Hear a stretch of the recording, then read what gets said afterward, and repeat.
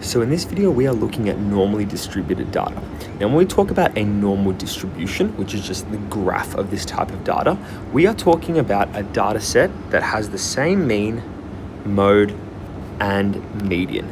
Now, different shapes of data and characteristics of data, these measures of center, so our mean, our median, and our mode as well, these affect how the data looks. Now, when these are all the same, we get a graph that is symmetrical about the mean. So what we mean by that is, imagine a mirror, it's the same on one side as the other. So you see this graph below. When we graph up a normal distribution, we get what's called a bell curve. Now, it's a curve and it looks like a bell. So it's got this curvy bit and this bit down the bottom. Now, we say this is symmetrical about the mean because when we have our symmetrical data or normally distributed, if you remember in previous topics that we talked about, this means that the mean, median, and mode are all directly in the center here. So mean, median, and mode. So these all line up, they're all this value in the middle. Now this is symmetrical, right? If you imagine this as like a mirror line, you can see that on this side of it, it's reflected, like mirror reflected on the right hand side. And we can clearly see how normally distributed data looks in relation to other data.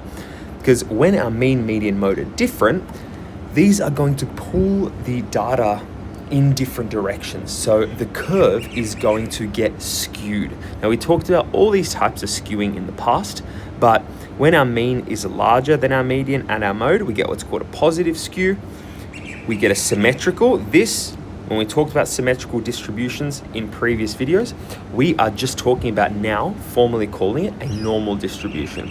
And a negative skew is what happens when our mean is lower than our median, which is lower than our mode. Now, there are a few just key characteristics of a normal distribution. We've talked about a couple of them already. A normal distribution is symmetrical about the mean. And the mean, median, and mode, the score that occurs the most, that's what we mean by the mode here, are all equal. Now, the majority of the data is located at the center with less data at the tails. So even just looking at this one, these are our scores down the bottom.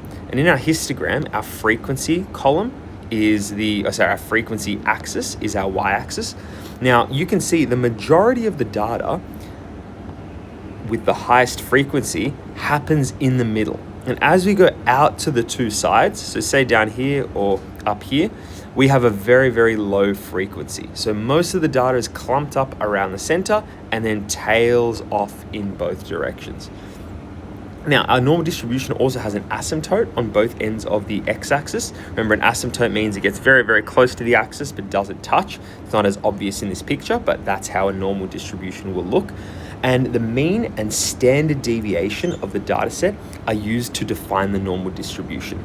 Now, what we mean by that is that all normal distribution graphically is going to look like this, or it's going to look like this.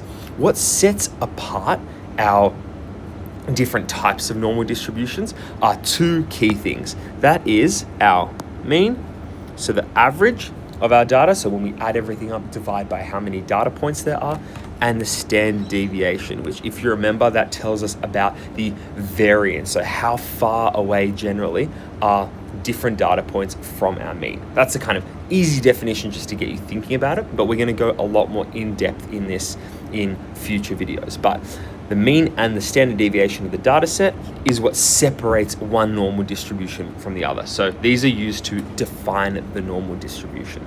So that brings us to the end of the video. We just wanted to introduce this idea, and then we're going to go straight into some examples in the next video. Thank you so much for watching, and I'll see you then.